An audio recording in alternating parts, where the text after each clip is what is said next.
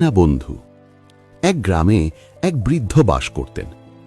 গ্রামের সবাই তাকে খুব একটা পছন্দ করত না, কারণ তিনি সারা দিন একা থাকতেন এবং খুব কম কথা বলতেন। সবাই ভাবত তিনি খুব কৃপণ এবং অহংকারী। একদিন গ্রামের এক তরুণ, নাম তার আকাশ, কৌতূহলবশত বৃদ্ধের বাড়ির সামনে দিয়ে যাওয়ার সময় দেখল বৃদ্ধ তার বাগানে একা একা অনেকগুলো ফলের চারা লাগাচ্ছেন। আকাশ কাছে গিয়ে জিজ্ঞেস করল, দাদু, আপনি এই বয়সে এত চারা কেন লাগাচ্ছেন? এই গাছের ফল তো আপনি কোনোদিন খেয়ে যেতে পারবেন না। বৃদ্ধ একটু হাসলেন। তারপর আকাশের মাথায় হাত রেখে বললেন, দাদা ভাই, আমি আজ যে গাছের ফল খাচ্ছি সেগুলো আমার জন্মের আগে কেউ একজন লাগিয়েছিলেন। আমি আজ চারা লাগাচ্ছি যাতে আমার পরে যারা আসবে তারা এর ফল খেতে পারে। আকাশ নিজের ভুল বুঝতে পারল।